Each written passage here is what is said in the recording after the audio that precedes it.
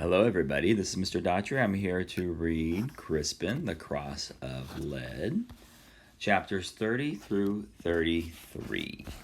Chapter 30.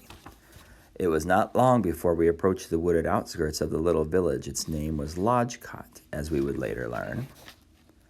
When we came out from the trees, we saw cultivated fields. Men, women, and children were hard at work, just as in Stromford, plowing, weeding, and hoeing. The clothes they wore could have come right from my home, too. Here and there, sheep and cattle grazed. I found it a marvel that I could see so much of the world, yet find it much the same. As we passed the fields, people paused in their work to look at us. At first, Bear ignored them. Only when we drew closer to the village itself did he pause and scrutinize what lay ahead.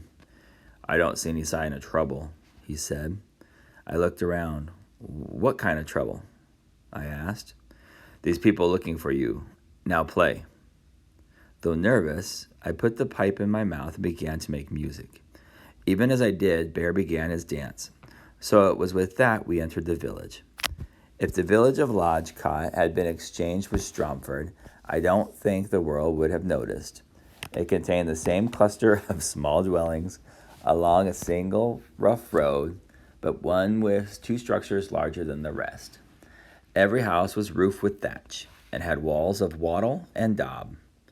The stone church with a stubby tower stood close to the village center.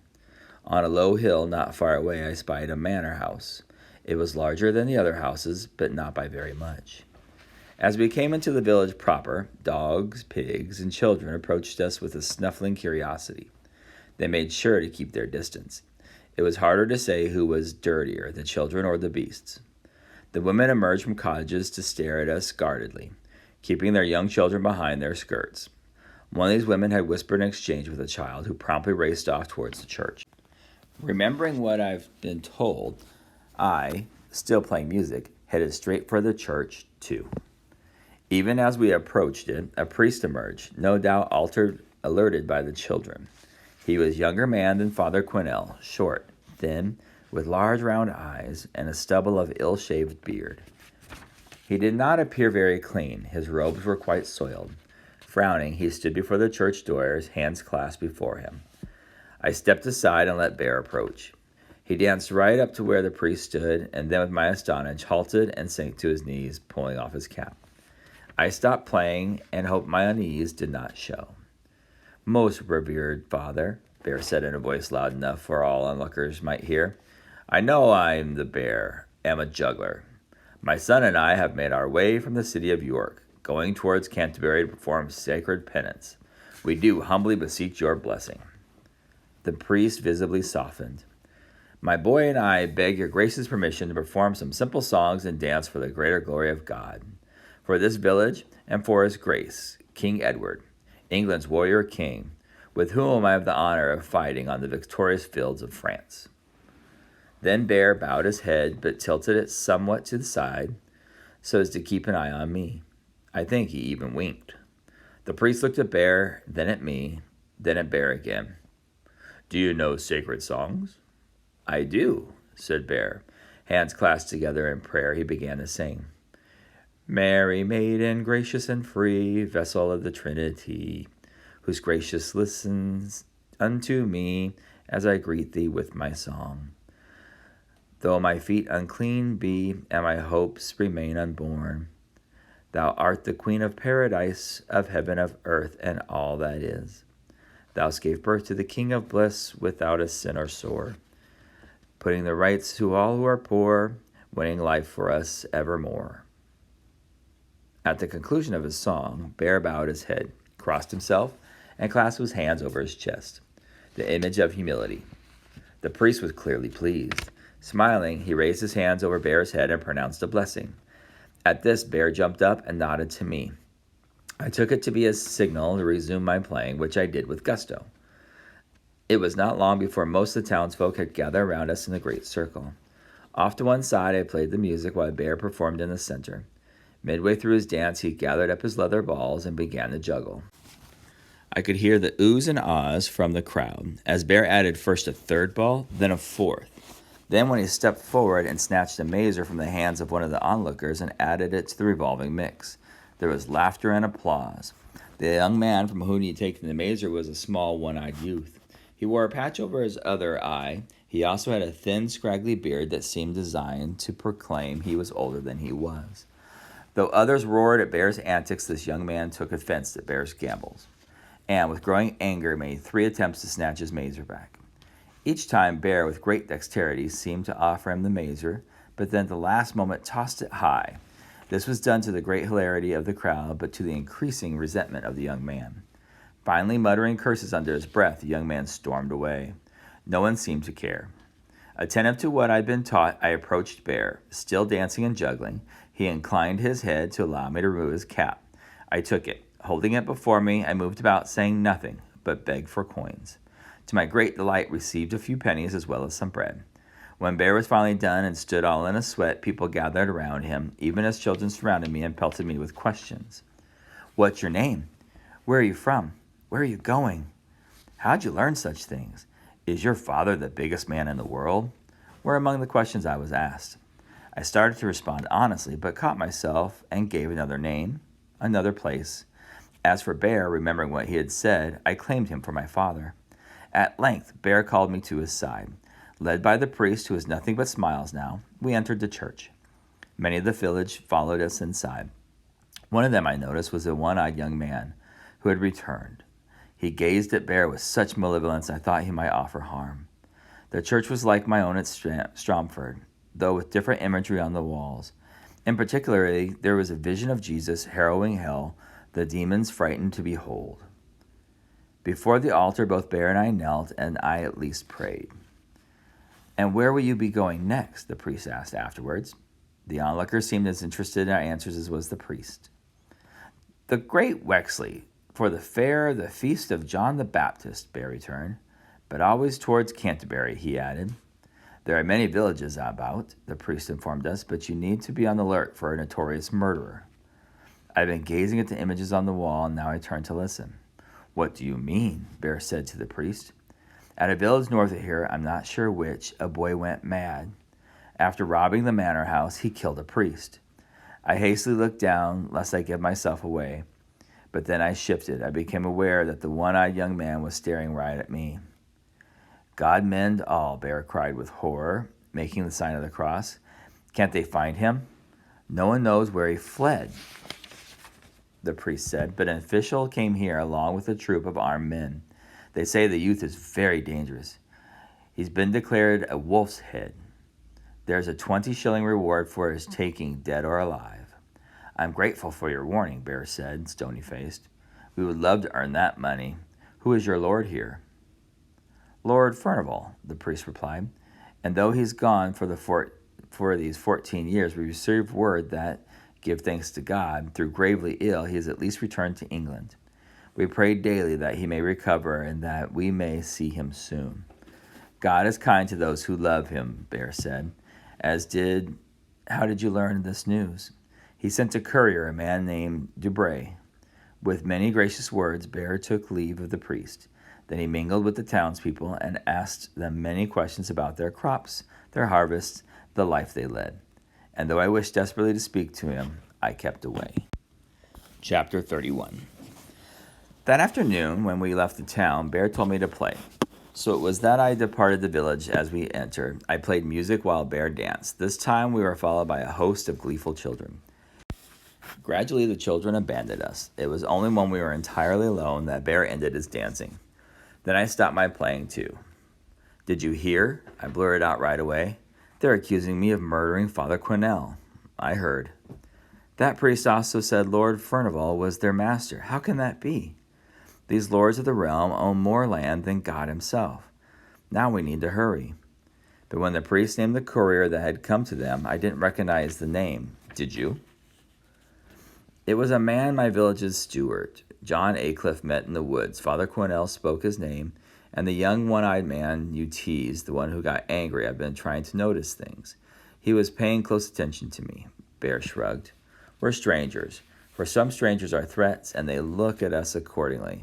Pay it no mind. But you told them we were going to Great Wexley. A small slip. Bear, what? You also called me your son. Crispin, you could do worse, far worse. Usually such a remark came with a laugh. This time he was very serious. How did I do? I said. Very well. My heart swelled. Shouldn't we be worried? Crispin, there's an old soldier saying, if you have to choose between alertness and worry, being alert will bring you more days of life. Now, even more important, let us see what we've earned. I had completely forgotten about that. Kneeling on the ground, Bear emptied his sack. We had earned 4 silver pennies, 4 farthings, 6 loaves of bread. That's so much, I said. I'm not so impressed, he said, but consider, Crispin. It belonged to no one else but ourselves. Honest pay for honest work. And you deserve some too. He offered me a whole penny. But I'm your servant, I said. Ah, but you've earned it, he said, folding my fingers on the coin. And we're free men. I looked at the coin as it lay in my palm. Are you sure? Did you work hard? I tried. Then you deserve it. Now come. We need to earn some more. We started off again, my thoughts enraptured by the notion that we were indeed free. Then, when I reminded myself that I was still a wolf's head and pursued, the luster of the moment dimmed. Chapter 32. Over the next 20 days, we sometimes followed roads, sometimes only paths. Now and again, we made our way through open fields and woods. Bear did not wish to go in any straightforward way. During that time, we performed in many villages. Each performance was much like the first, though Bear said I was getting better, even suggesting I might have skills. He continued to teach me more melodies, and once I juggled while he played. What's more, our pennies mounted. Never had I felt so free. Never had I felt such constant joy. Then one evening Bear said, Crispin, what do you know of arms? His question startled me. What do you mean? Weapons, the sword, the dagger, the bow. Nothing. It's time you learned. But why? I said. Since you are still a wolf's head, you might as well have some fangs. It could prove necessary. It was hard to know what upset me more, the weapon, the handling of it, the idea that I might need it, or that I was in such danger that I had no choice but to use it. But I did practice. At another time when we were before our evening fire, he set about using needles and thread to mend the holes in his leggings. When he's done, he asked if I could do as much. He would teach me how. Then he did, with much laughter on his part and frustration on mine. Once I asked him how he had learned to speak so boldly, not merely to strangers, but even those above his station. It's all in the eyes, he said. What do you mean? In faith, Crispin, you have a servile look. When you first came upon me, your eyes kept upon the ground as if it's where you belonged. Where should I look? I've heard it said that a man's soul may be observed behind the eyes. Is that true? Perhaps. All I know is that when I look upon a man, if he refuses to look at me, I can't see his soul. I'll consider him without the act accordingly. Therefore, you need to let people see what lies within you. I don't know if I can. You doubted you could make music too. Then from now, when I speak to you, I said, call eyes if I look away or down. He laughed loudly. I promise. And so he did. Then there was a day when I asked him to teach me how to make the snares to use and catch rabbits and birds.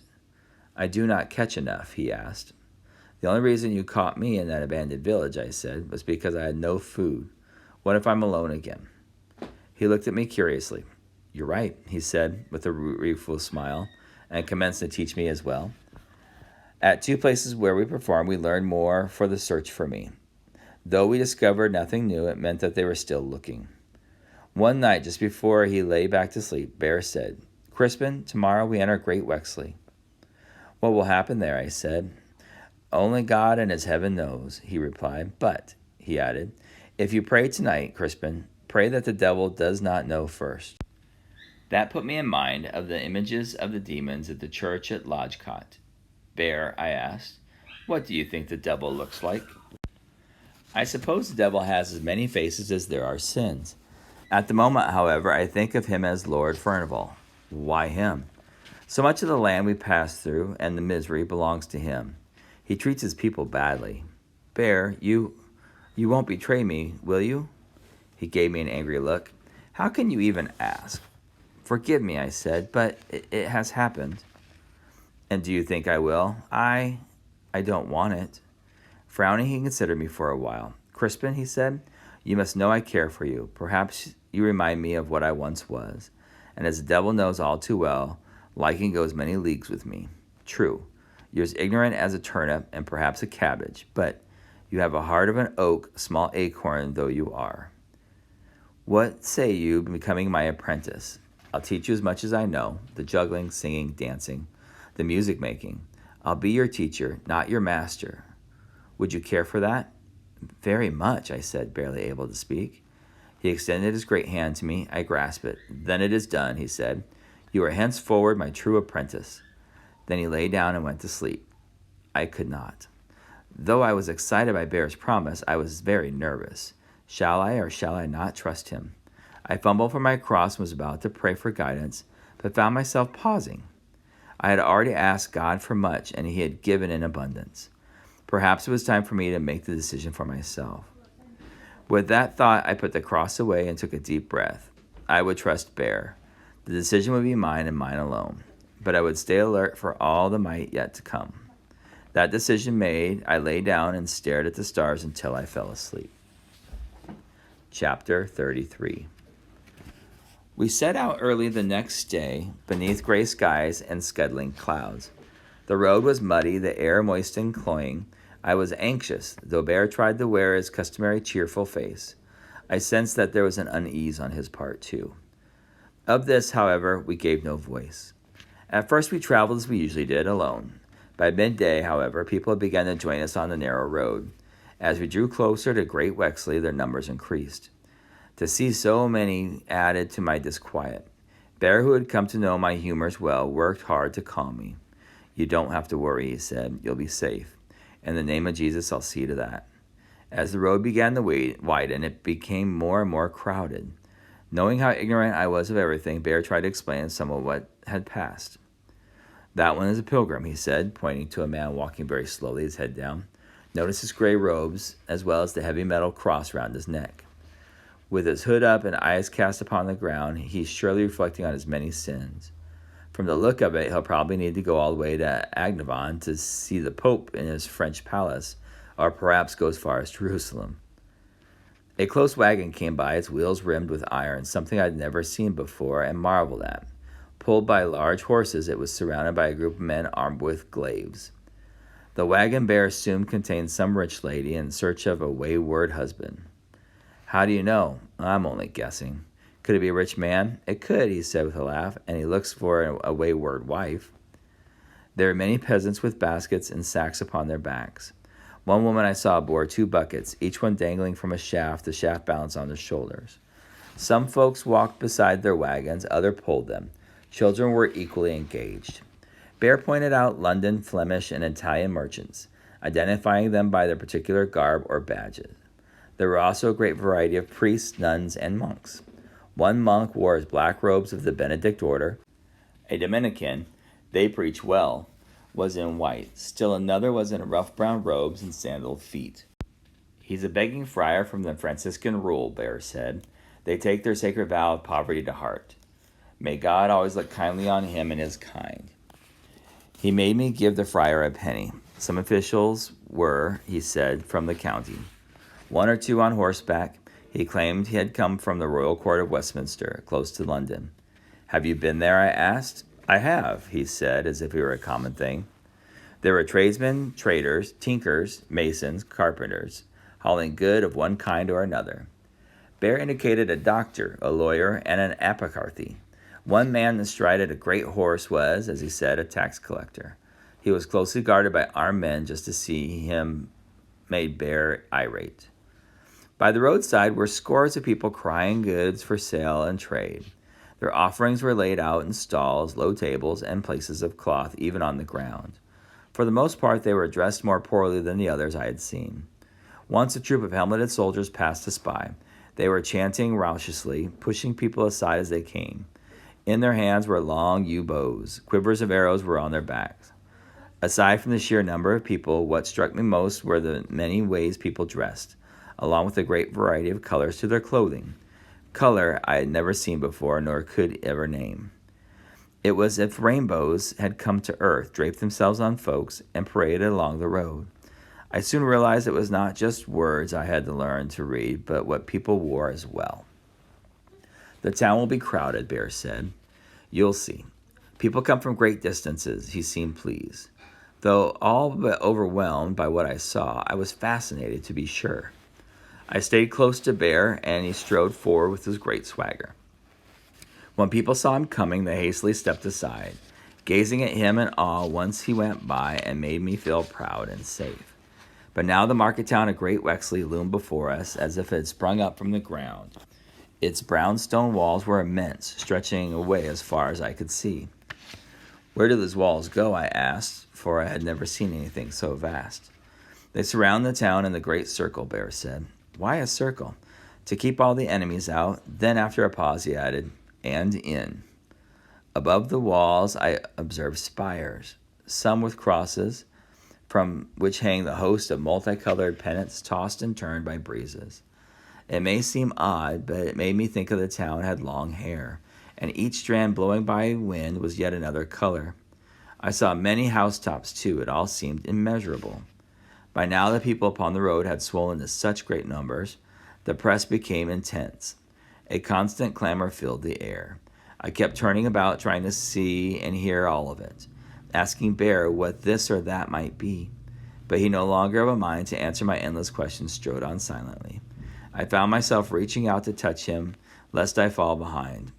As we drew closer to the walls, people began to squeeze together tightly. I wondered why, until I saw the town's entry before us. Built into the great wall was a deep tunnel that revealed just how thick the walls were. The Bishop's Gate, Bear said. The entry consisted of two massive wooden doors, each one studded with iron bolts. The doors had been swung open and pushed back against the walls. Behind them, the portcullis had been raised halfway up, looking like teeth preparing to bite. Above the entry was a design with a mark on it that looked like a shield. Black cloth was wrapped around it. Bear was gazing at it intently, but when I started to ask him what it meant, I realized he shifted his gaze to the gate. I followed his look. Soldiers there, chest covered with iron plates, were guarding the entryway. Pointed metal helmets were on their heads. Tall glaives were in their hands, swords at their sides, daggers on their hips. Atop the wall were other guards. What's more, the soldiers were allowing only a few people in at a time. Remembering the men at the bridge, I grew alarmed. I think, I whispered, my mouth dry, they're looking for someone. And that is the end of chapter 33.